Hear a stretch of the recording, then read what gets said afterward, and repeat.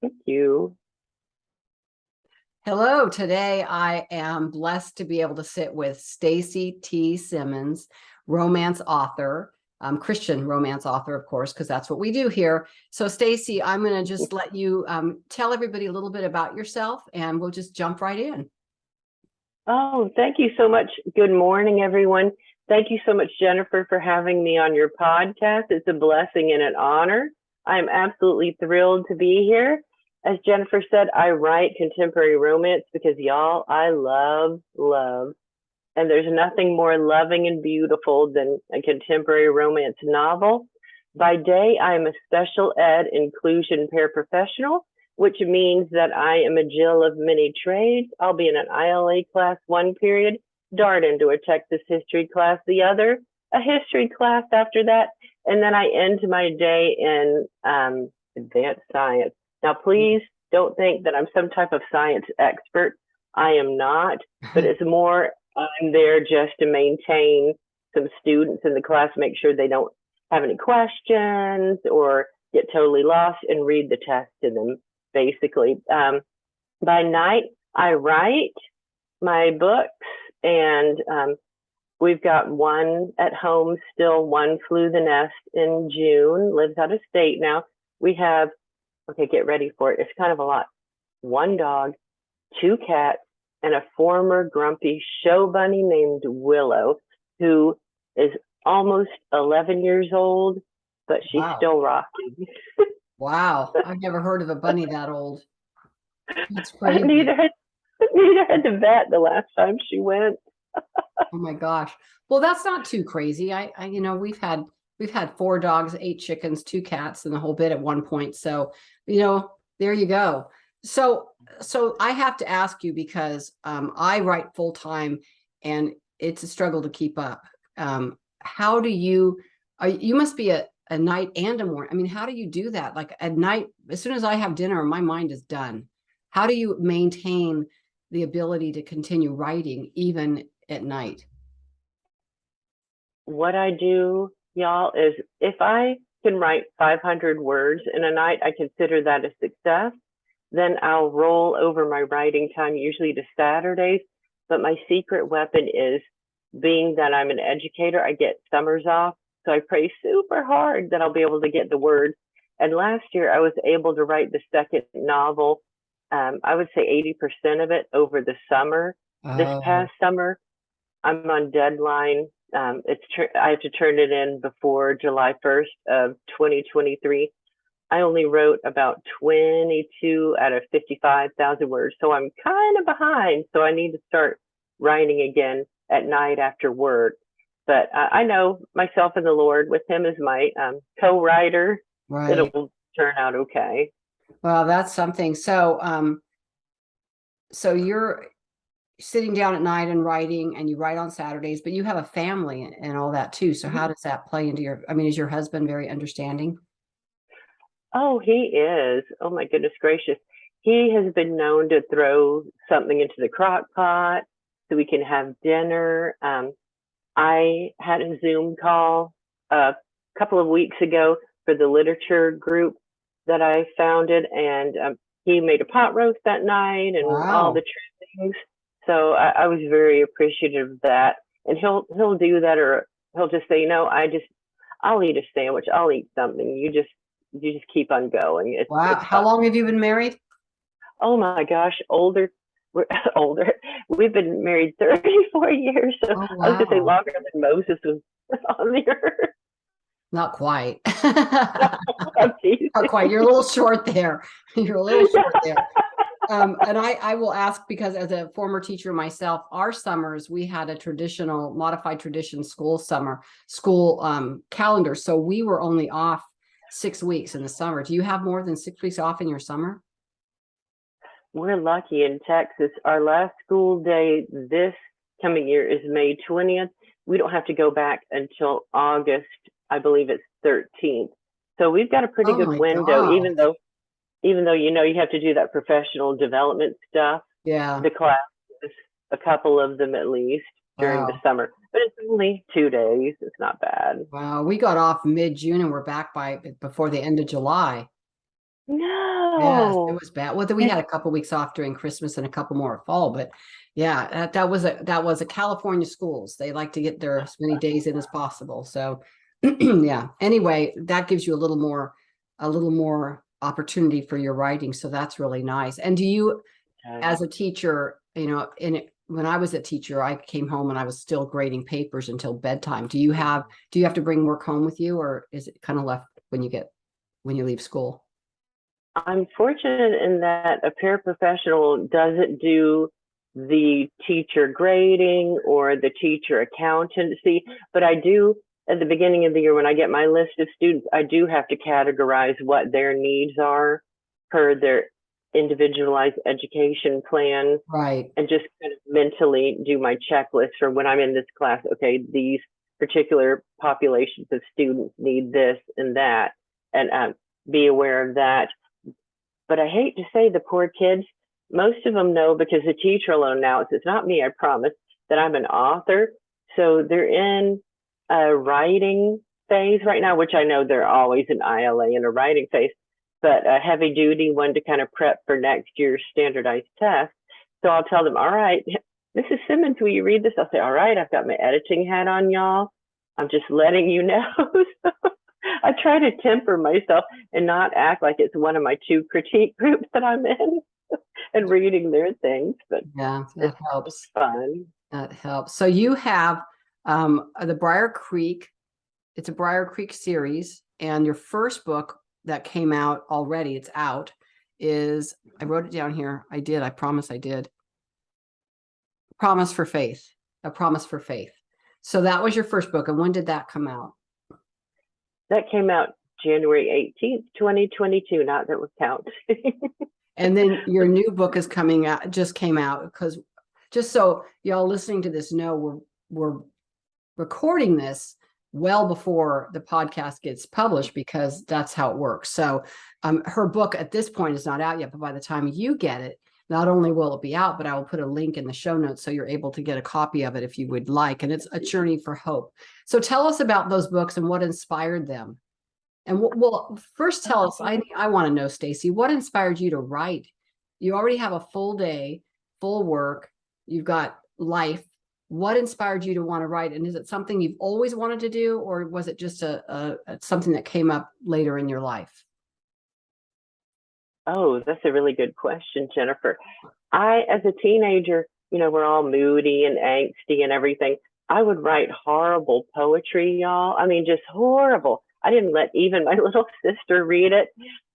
I would give it a proofread and say, oh, this is awful, ball it up and just stuff it into a desk drawer. I'm pretty sure I threw it away. I hope I did, because anybody that would read it would probably, no, they would run in horror. So I kind of shelved that. In college, we always have to take those writing courses or English courses. And I kind of had a stirring of something, but I was a teacher in Florida for some years and got married, and then we had kids. I kind of shelved that. But one day, and this is going to sound so cliche, so pardon this for a second. I was in an ILA class at the school that I used to work in inclusion, and I was looking around at all the kiddos, and I said, you know what? I want to write a book they can read. And then that was going to morph into a 3-series fantasy novel. Well, something told my heart, you can't write that. That's not going to be Christian. It's going to be more secular. Mm-hmm. And I knew I couldn't write that. And I love reading. I mean, I could roll off about 50 authors that I've read widely and enjoyed and smiled and laughed and cried at their books. And something told me, I need to write books. I need to rekindle that fire that I had. And A Promise for Faith is centered around a love story and also a story of faith as people undergo trials. She's only had one cup of coffee, y'all, so just give her a little bit of grace here. True. Usually I'm a 2-cup coffee gal. By the time I'm at school, the kids, long story short, I welcome them every day. I have the front door duty. I'm super hyper by then. So they're used to me just yelling, morning, happy Monday and stuff. So I digress. that's the caffeine kicking in, y'all. Well, plus, let's just be honest, Stacy. Your alarm didn't go off quite right this morning, so you were on the fly as it is. So you guys, she really is. She's a little bit challenged this morning, I should say. So give her a little grace here. So no coffee or not enough coffee, and waking up late. So I, on the other hand, was up at 4:30. So I'm like, I'm ready to go. Nice. Well, thank you, Jennifer, for that explanation. I appreciate the grace as well, and from y'all as well. I appreciate it. But Faith has a story of job loss in it as well. Not to be a air quote Debbie Downer, but it's to show that no matter what you go through, you can come through it with faith in Jesus. So I wanted to pair, like I said, a love story, a rekindled fire between a couple, and how she's dealing with losing her lifelong dream. And that all stems from our own family issues when a beloved immediate family member lost their job, not once, but twice. You go through those things and you grow through those things as well. So that is the message I wanted to give everyone with the promise for faith. You can find love with another, a higher increased faith, and you can get through whatever life is going to give you with faith.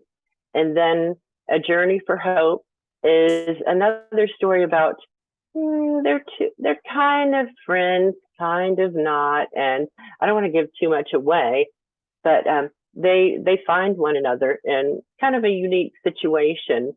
And she's got all the family pressures to be this perfect person, yet her heart is telling her she wants to write. So it's kind of funny because I'm writing it. Not writing this. So this is the third one. Hello, Caffeine. Back up. I read it. I read parts of that, and I didn't remember that part. Sorry, because that one's fresh in the mind. This other one, right. I wrote it a while back. I'm so sorry, y'all. I'm not normally this adult-fated, I promise. But A Journey for Hope, she too is, once again, she rediscovers this person that she thinks is not ever going to be in her life again. And what happens as a casual kind of friendship, they kind of sort of had something in college, didn't even go, they were states apart from one another, so it didn't really go anywhere.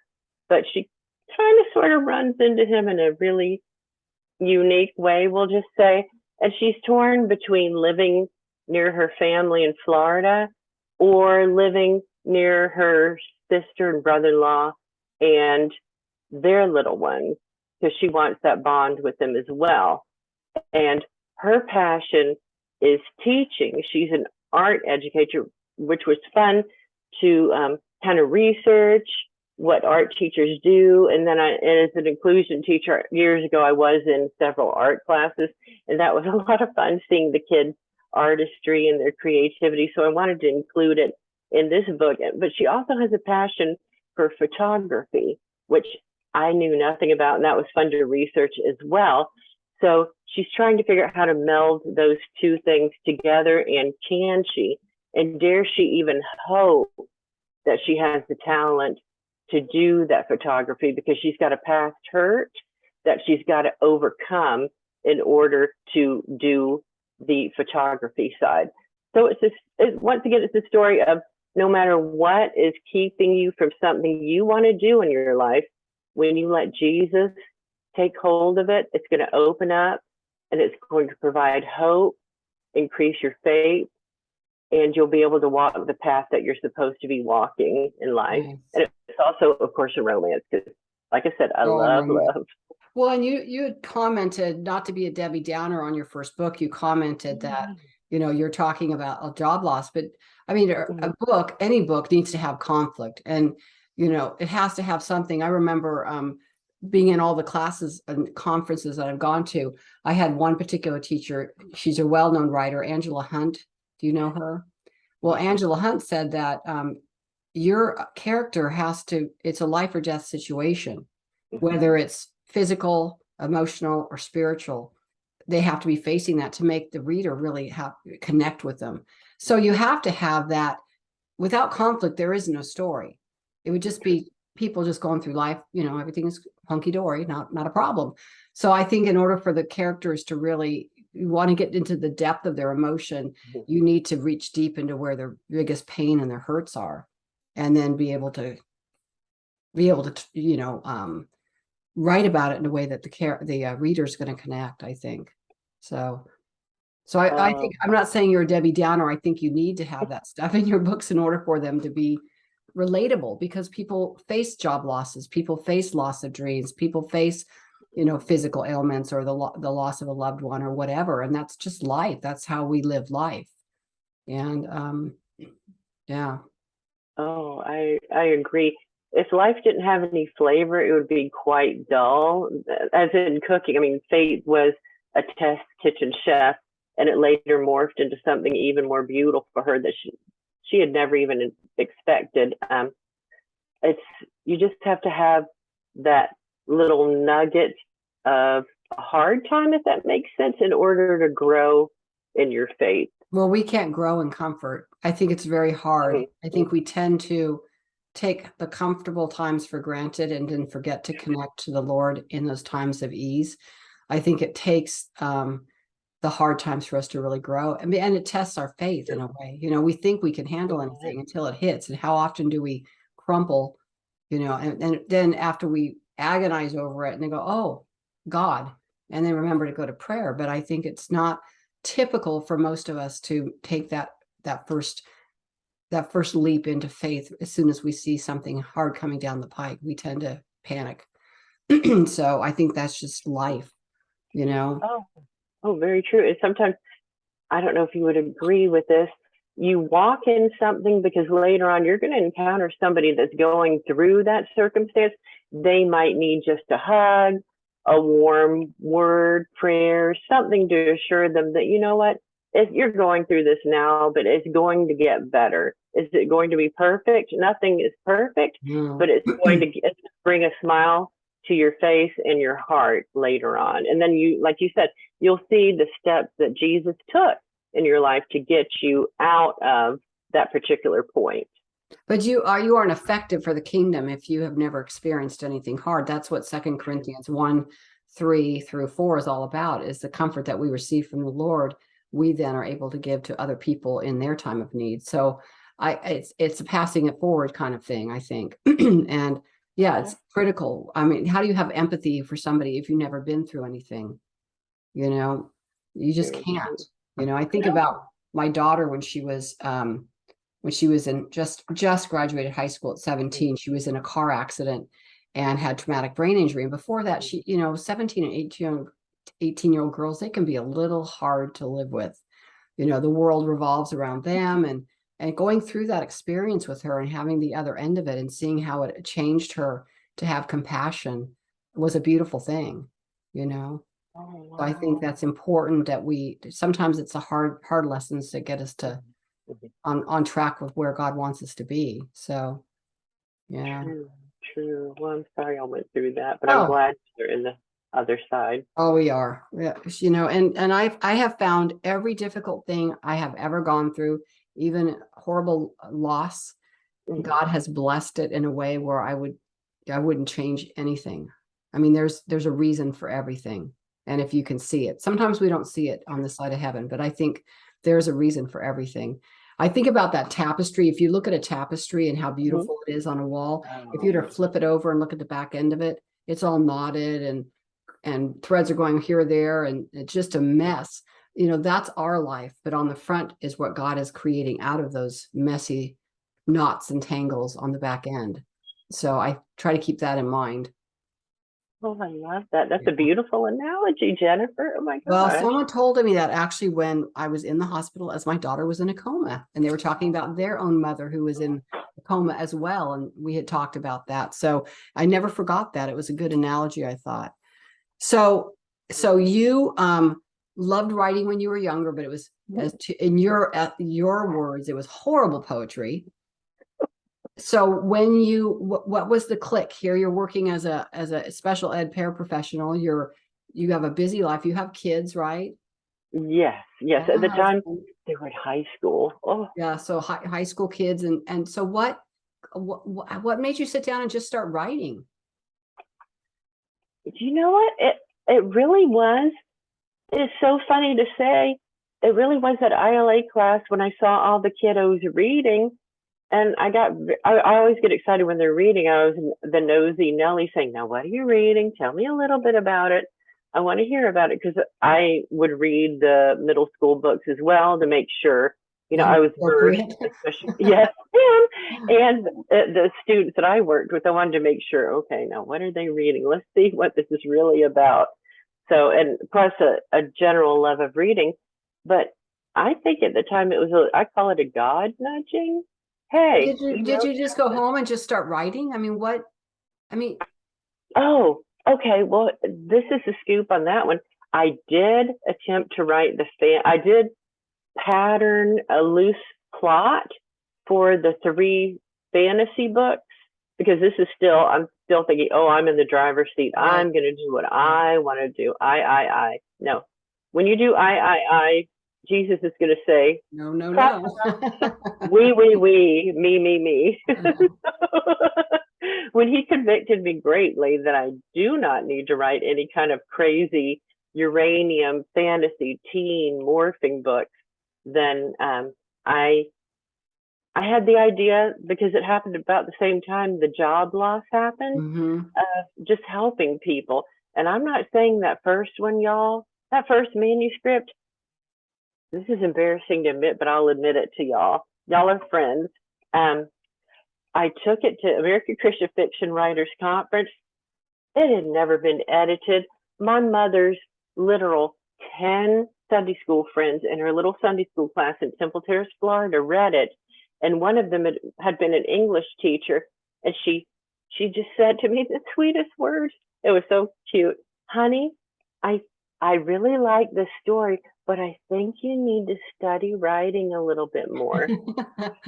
And then she gave me just a little paragraph after that of encouragement. And even to this day, she's read A Promise for Faith, and so have some of the other sweet ladies in her group. And then every time she sees my mom, she asks about the writing at church. So they were just a delight. I mean, I was appreciative of that. But long story short, I took that thing to ACFW, and I had a goal of chatting with several agents, and I had them in mind. Well, I don't even want to tell you what their names are because y'all would laugh. They're that big. And they were so sweet. They sat across the table from me and read it. And I don't know, I think they were just feeling sorry for me, honestly. They both said they wanted to see a further issuance of it. So I sent it to them and was sweetly rejected by both. But one said, I had my editor read this. She edited the first 6 pages and she suggested 7 craft books. Well, I went on Amazon and I bought at least 5 of the 7, as much as a teacher's salary, y'all know, Yeah. can hold, and devoured those. And in the meantime, I figured, why not do this? One of my favorite authors is Tracy Peterson. She writes beautiful historic fiction novels. I went on her website. There was a contact me button. And I figured, why not? She seems like a nice lady. So I emailed her and I said, I'm beginning to write. Where do you think I need to land? Is there an organization or some advice you could give me? And she, oh my gosh, I was in the middle of going to the grocery store with my husband on the drive, and I checked my Gmail, and oh my gosh, she responded to me, y'all. I was fangirling so hard in the car. I thought my husband was going to have to pull over. But she said American Christian Fiction Writers. So I found a chapter that's about an hour away. A little shout out to American Christian Fiction Writers Dallas Fort Worth chapter. Awesome group on Zoom and in person if y'all ever want to check it out. I became part of that, and I just happened on the mini conference. That was the very first one I went to. So I learned from, I believe Diane Mills was there then, and I think Lynn Gentry was there. I mean, just these amazing authors and teachers, and that ignited the fire. And then I got to know some really sweet people there. I won't name drop, but y'all know who you are if you're listening. they said, you're going to the conference with us. And that started the whole, oh my gosh, that started the whole thing of going to the conference and getting the ball rolling. And I rewrote A Promise for Faith at least 4 times in its entirety. So, and then I had it edited, of course, professionally by content and a line editor, and made sure it looked better before I gave it to Celebrate Lit. And then I just released it to Jesus. And Sandra Barilla, an awesome, fabulous, fantastic person. I know you know her well too, Jennifer. Just a doll. Oh my gosh. She got back to me when she was on her vacation and said, I'm sending you a contract. I couldn't even read it. I had my youngest daughter, the one that flew the nest in June. I couldn't read it. I was shaking in the chair. I had her read it, and I said, does that mean what I think it means? And she said, yes. I said, it's just for the 1 book, right? She said, no, Mom, it's for 3. I said, well, my gosh, look what Jesus does when you just let him take the wheel. Oh, nice. How sweet. Yeah. It's exciting when you get that information, that contract or whatever coming down the pike. It's a pretty sweet thing. It really is. And especially, it's the one, my in-person critique group, they went through the growing pains of me writing it as well. And I kept telling them, I feel like I need to tell this story. I know we all shelve books. Everybody shelves books.